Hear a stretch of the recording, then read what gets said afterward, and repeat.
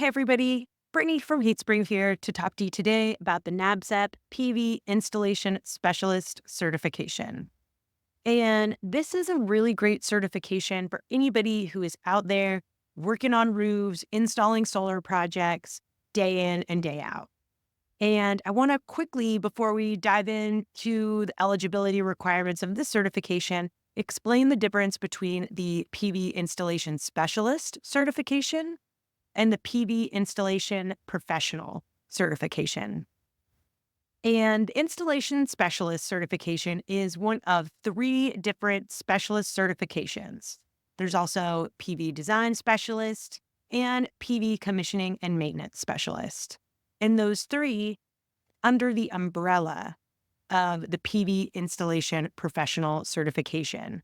So if we were to take a look at the job task analysis, which is essentially a blueprint that NABCEP creates for all of their exams, if we were to look at that for the PV Installation Professional, you could see here that all of those different specialist certifications are covered under it. They have system design, installation, system commissioning, and operations and maintenance. So if you specialize in any one of those areas in particular, it's best to take the specialist certification.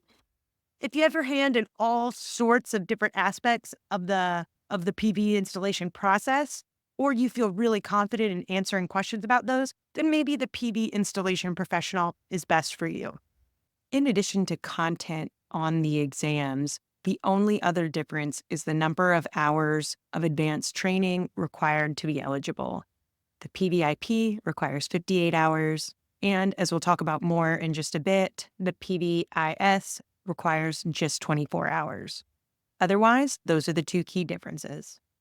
So, without further ado, we are going to be talking about the PV installation specialist today. So if you are mostly only focusing on installs, this certification's for you.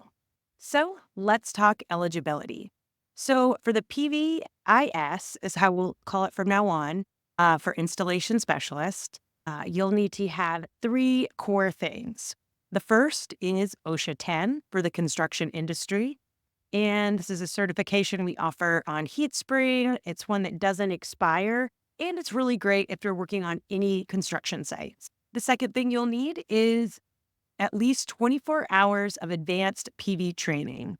And NABCEP breaks this down into 18 hours towards the PVIS job task analysis, and then 6 hours that are directly related to the National Electrical Code.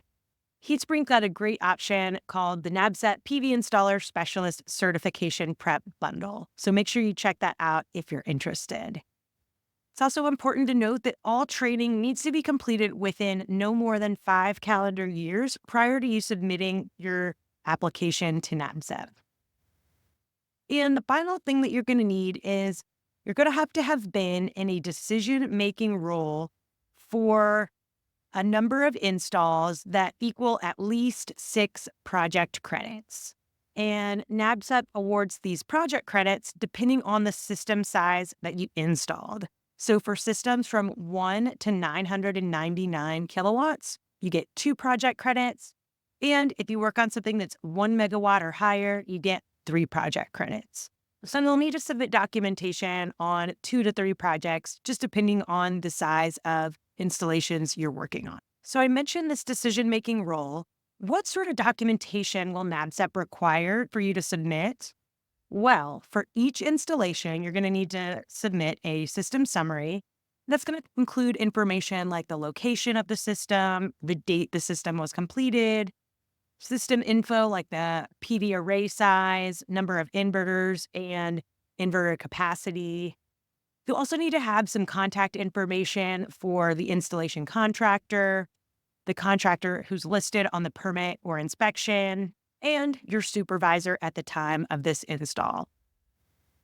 You'll also need to submit some system installation documentation, and that'll include a copy of the electrical and/or building permit, as well as a final inspection report that's been issued by the AHJ, or the authority having jurisdiction.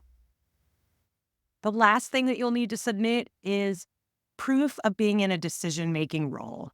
And so what this is a physically signed letter on your company's letterhead from your supervisor that includes the addresses and all the jobs that you mentioned in your application, as well as a clear explanation of the role and decision-making authority that you had for the system installation. So that's all the documentation that you'll need. So what's covered on the PVIS exam? I've mentioned this job task analysis thing a few different times. And so what that is it is a document that is created by subject matter experts who really know the installation role on PV projects. And they basically outline all the knowledge and skills that you would need to be a successful installer and that you should be tested on to prove that. So let's take a look at the primary content domains that they've outlined in that job task analysis document.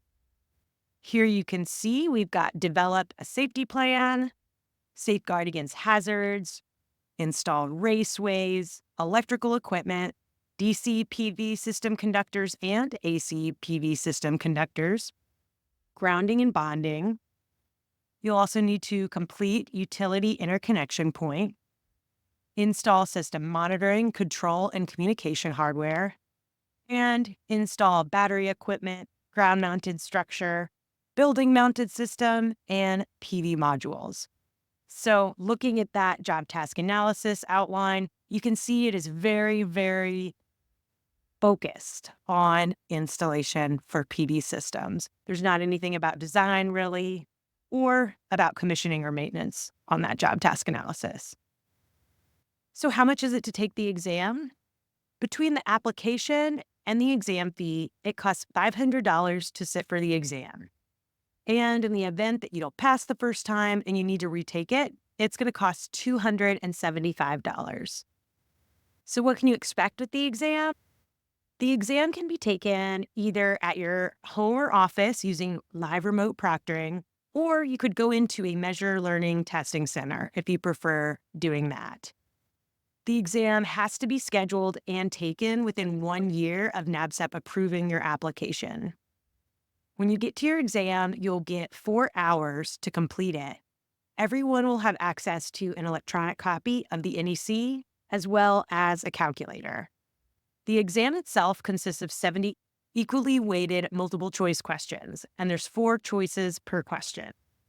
So a scaled score of 70 is required to pass the exam. You're officially a certified PV installation specialist. Great job. Now you have to remember to recertify every 3 years. And a couple things are required when you're ready to recertify. You'll pay your recertification fee. You will have to have 30 hours of continuing education. And this has got to be approved by NABCEP. So we've got a ton of different course options that are already approved by NABCEP. If you need to get the full 30 hours, or if you need to get some proportion of those, we can help you out. Just know that there's a breakdown of 6 hours for the National Electrical Code, 2 hours for building and fire codes, 12 hours for the PVIS job task analysis, and the remaining 10 hours can be renewable energy elective. And the last thing you'll need to submit to get your certification recertified is a letter that just shows that you continued to be involved in the industry.